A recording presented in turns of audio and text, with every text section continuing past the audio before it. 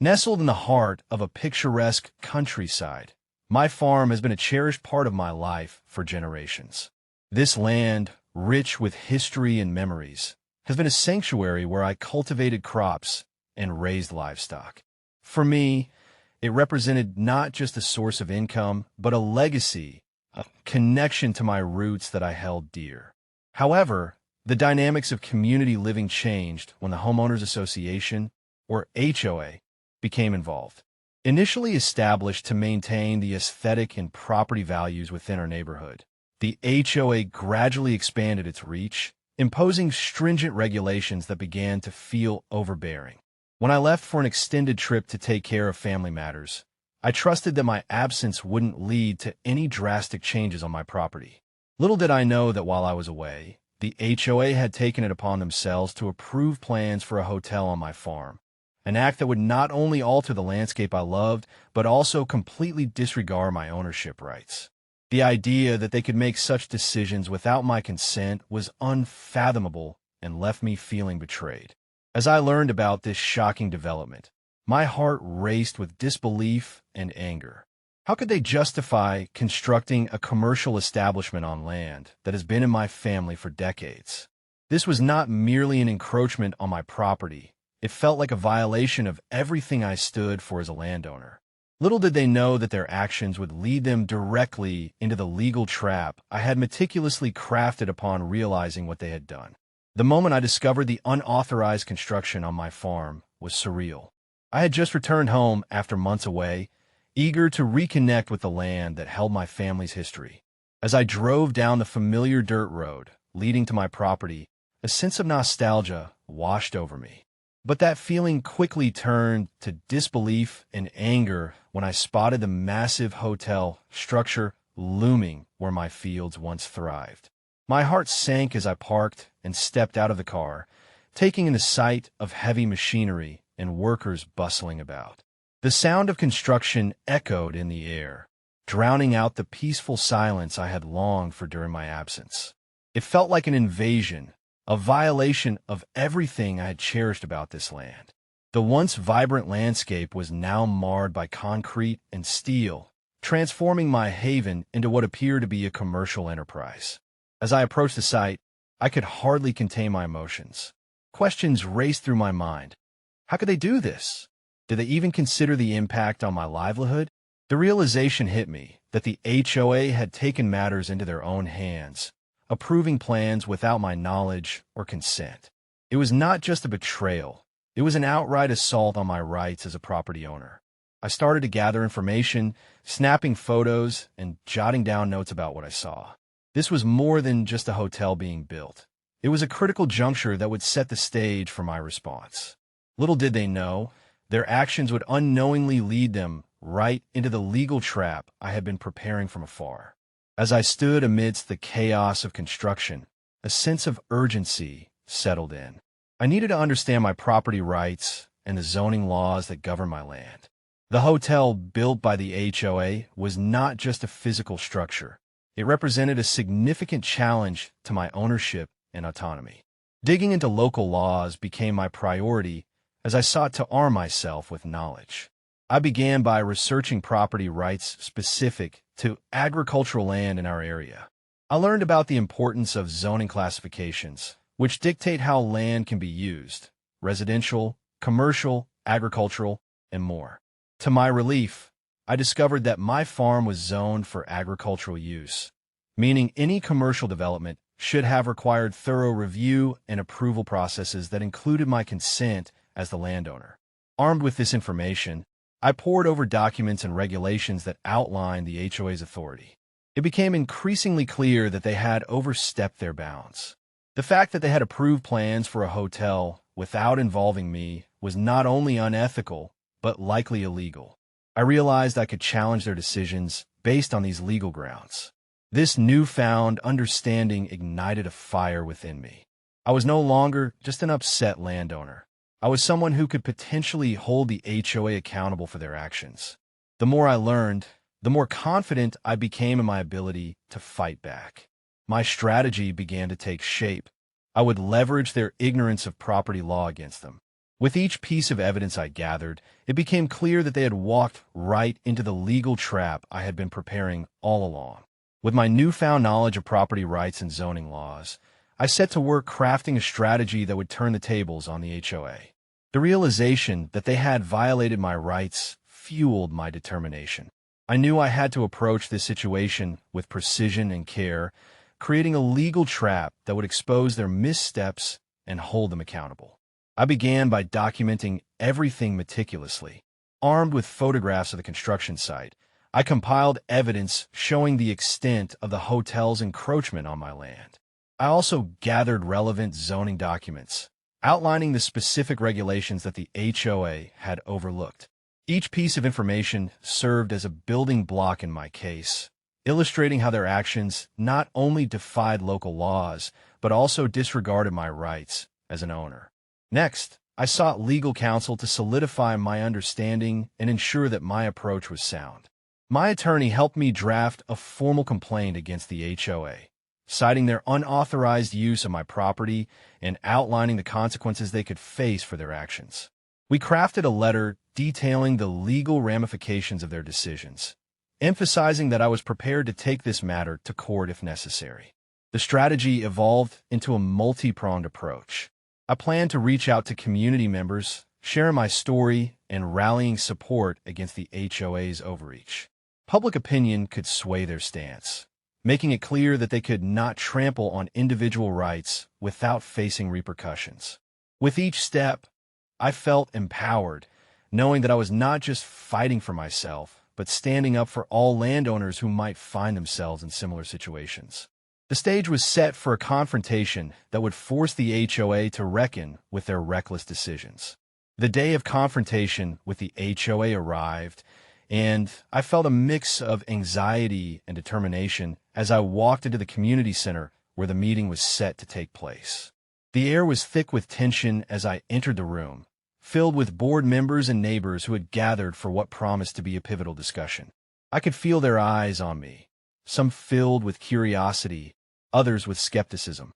As the meeting commenced, I waited patiently for my turn to speak.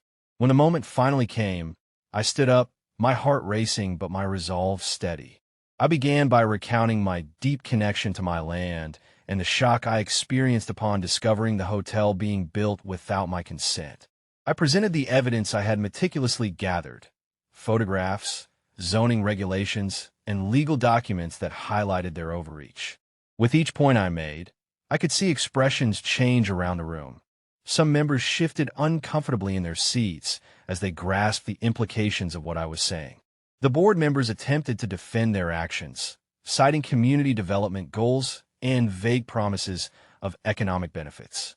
But I pressed on, challenging their reasoning with facts and legal precedents that demonstrated how they had violated not just my rights, but also the very principles they claimed to uphold. As emotions ran high, it became clear that this was not just a battle over land. It was a clash of values about ownership and community integrity. By the end of the meeting, I had managed to shift the narrative.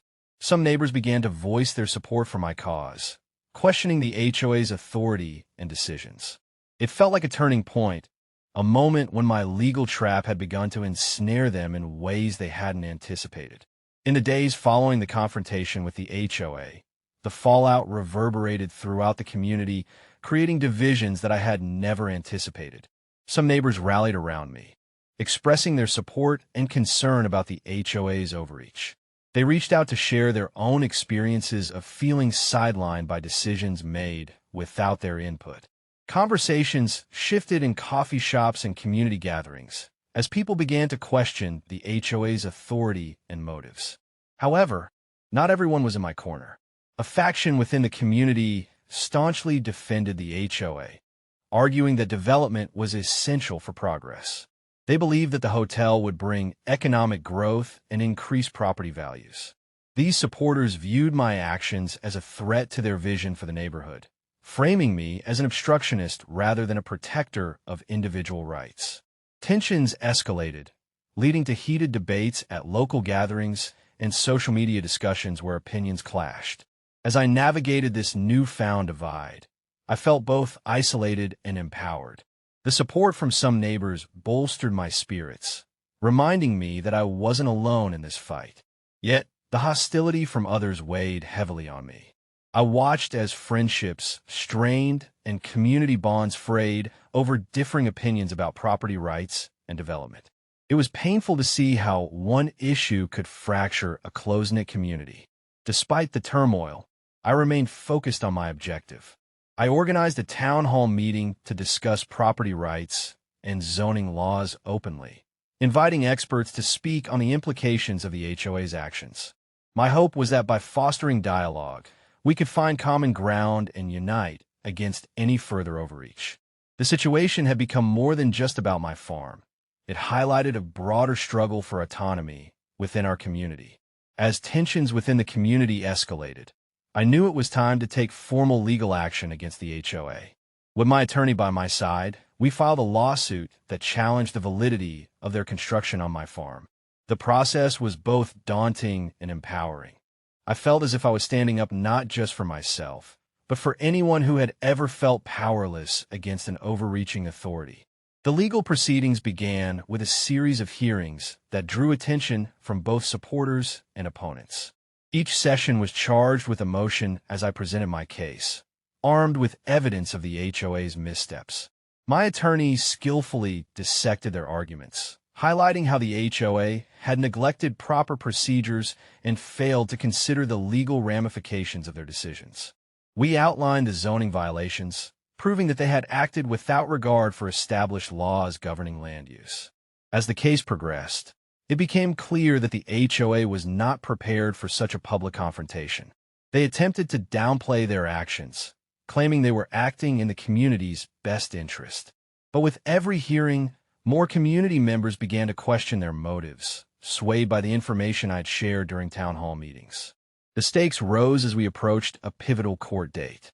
The HOA hired a prominent law firm, showing they were serious about defending their actions. This escalation fueled my resolve. I knew I needed to prepare for a hard-fought battle. I spent countless hours reviewing documents, strategizing with my attorney, and bolstering community support. It was no longer just about reclaiming my land.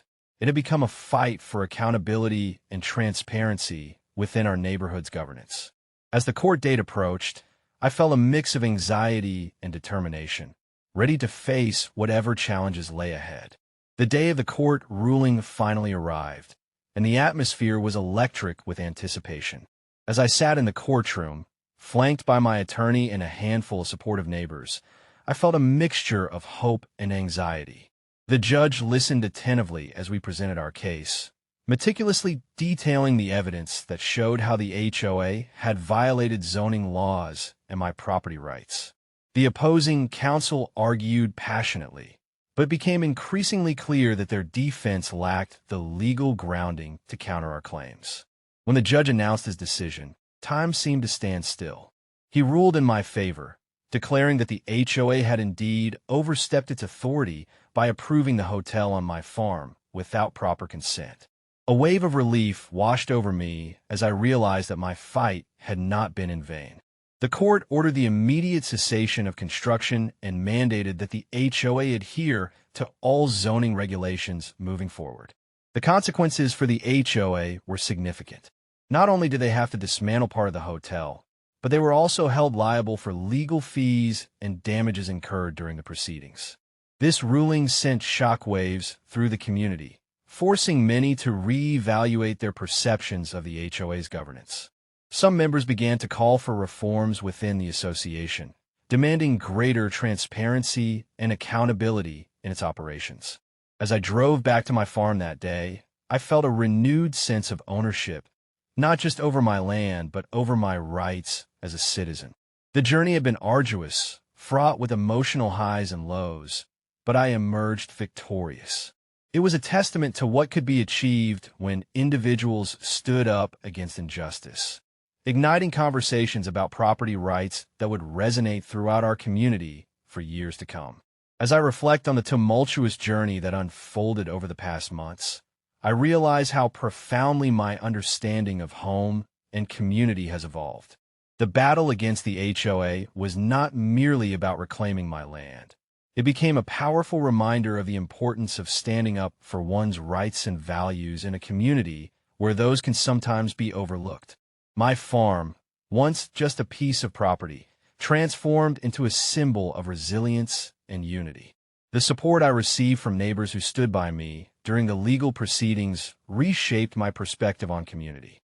I learned that we are stronger together, that voices raised in solidarity can challenge even the most entrenched systems.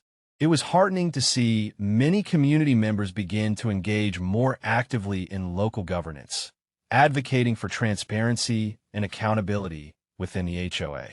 The experience also taught me about the delicate balance between development and preserving individual rights.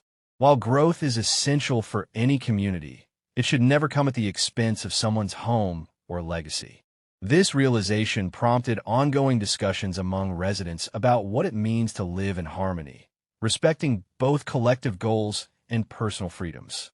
Now, as I return to tending my land, I do so with a renewed sense of purpose. I am committed not only to nurturing my farm, but also to fostering a community where every voice matters. This experience has reminded me that home is not just defined by land. It's shaped by relationships, shared values, and the courage to stand for what is right. As we move forward, I hope our community can build a future that honors both development and individual rights, ensuring that every member feels respected and heard.